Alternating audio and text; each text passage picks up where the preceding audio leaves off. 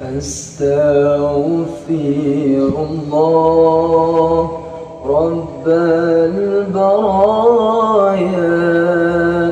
أستغفر الله من الخطايا أستغفر الله رب البرايا أستغفر الله من الخطايا أبدي atas maca tina ayat suci sadayana makhluk eta bakal mati nyawa bakal lepas tina diri abdi pisah raga badan sareng anak istri pisah raga badan sareng kulawargi dulur sadaya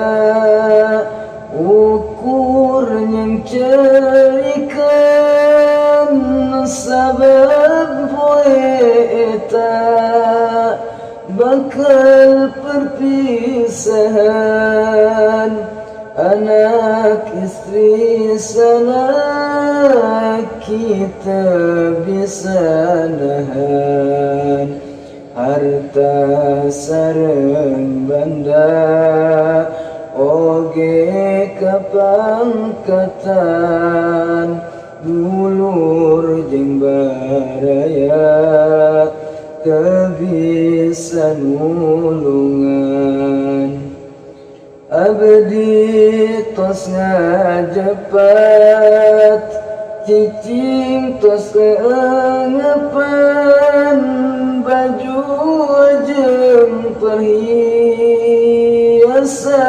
dibukaan sabab raga abdi bade dimandian tos diberesihan dibungkus ku kapan sadayana ngadeg bade nyarolatan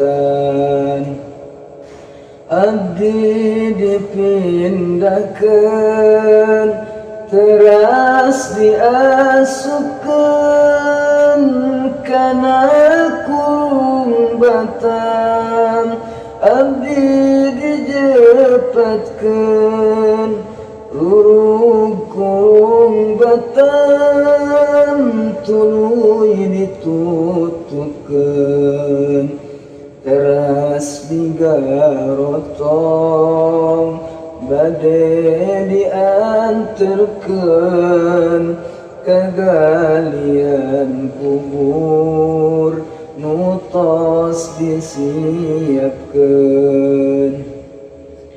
abdi diasupkeun kana pakuburan tuluy digelerkeun nasanggaredongan abdi jejeritan tayanu nimbalan kalah dipadungan teras dirugan bari ditincakan bari dipadetan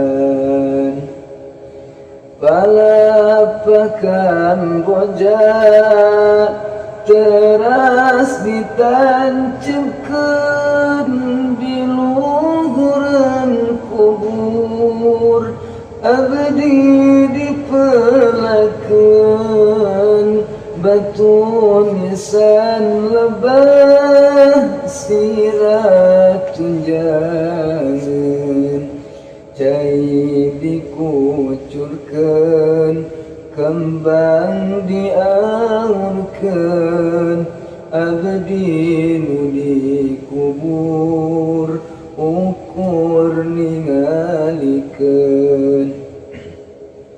Engap sareng poek mimiti karasa, hoyong ningal cerik oge henteu bisa.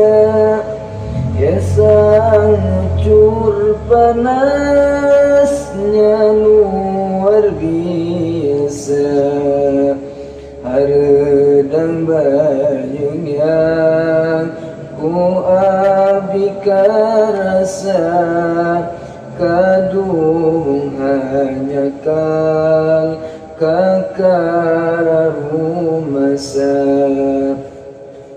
Diluhureun ka kuping beres nu nalkingkeun, anu eusina ka mayit mamatahan.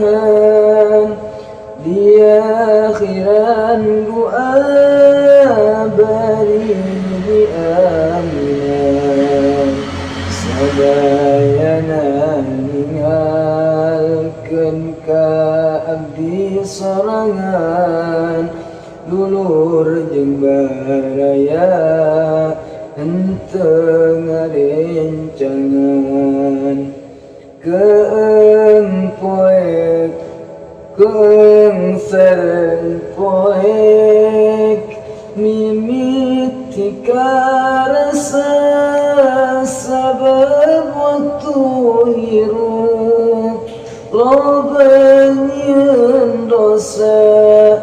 Sombong jeung badagong kepada manusia, mupat keawonan dianggap biasa, laku lampah salah asa henteu dosa. Du Gusti nu agung abdi sejatobat, mugi tebitina dosa jeung maksiat, oyong dipasihan ilmu nu manfaat.